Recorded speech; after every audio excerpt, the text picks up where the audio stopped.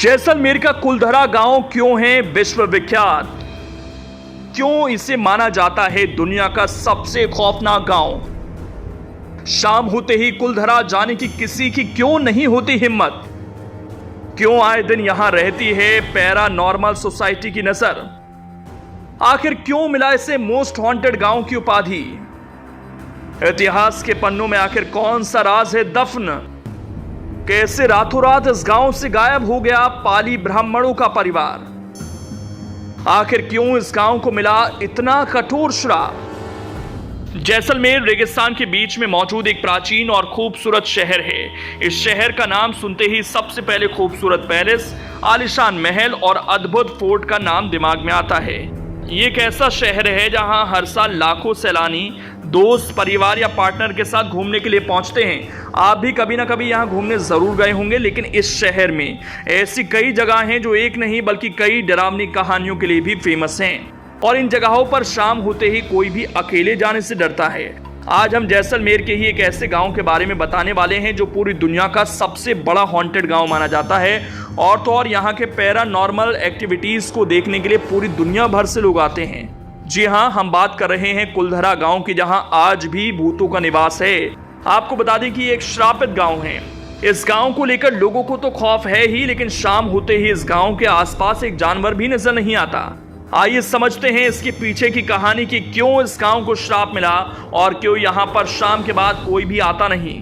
आपको बता दें कि कुलधरा गांव राजस्थान के जैसलमेर शहर से 18 किलोमीटर दक्षिण पश्चिम दिशा में स्थित है और ये गांव 13वीं शताब्दी से ही अस्तित्व में है। एक समय पर यह पालीवाल ब्राह्मणों का एक समृद्ध गांव था। यहाँ रहने वाले ब्राह्मण पाली से आए थे, इसीलिए पालीवाल कहलाए।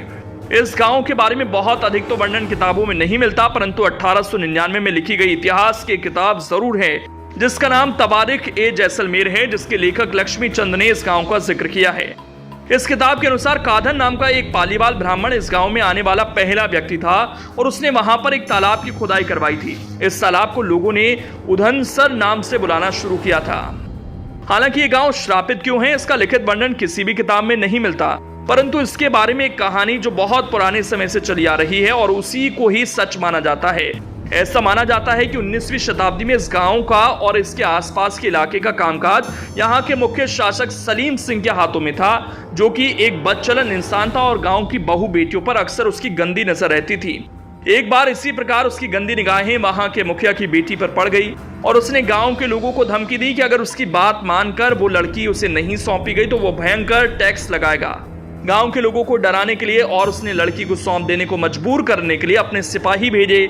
गांव वालों को जब इस बारे में पता चला तो उन्होंने पंचायत बुलाकर रातों रात गांव छोड़ने का फैसला ले लिया और उसी रात सभी ने गांव छोड़ दिया। लेकिन जाने से पहले पवित्र ब्राह्मणों ने कुलधरा गांव को श्राप दे दिया कि उनके बाद इस गांव में कोई भी नहीं बस पाएगा। और ऐसा देखा गया कि जिन लोगों ने भी इस गांव को फिर से बसाने की कोशिश की उनको बेहद डरावने अनुभव हुए।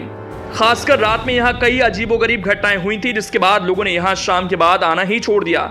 वैसे भारत सरकार ने इस गांव की लोकप्रियता को देखते हुए यहाँ के पर्यटन को बढ़ावा दिया और दिन में तो यहाँ पर काफी लोग आते हैं, परंतु सूरज डूबने के बाद आज भी ये गांव पूरी तरह से सुनसान हो जाता है।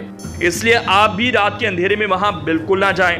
आपको बता दें कि आजकल ये गांव भारतीय पुरातत्व विभाग के संरक्षण में रहता है। यही कारण है कि कई अन्य भयानक डरावनी जगहों की तरह कुलधरा को देखने के लिए काफी सैलानी यहाँ आते हैं, परंतु ये सैलानियों के लिए केवल दिन में खुला रहता है, क्योंकि शाम का सूरज ढलते ही यहाँ की सीमा पर रहने वाले, इसका ख्याल रखने वाले लोकल लोगों और प्रशासन की तरफ से एंट्री गेट बंद कर दिए जाते हैं ताकि यहाँ रात के समय कोई ना आए।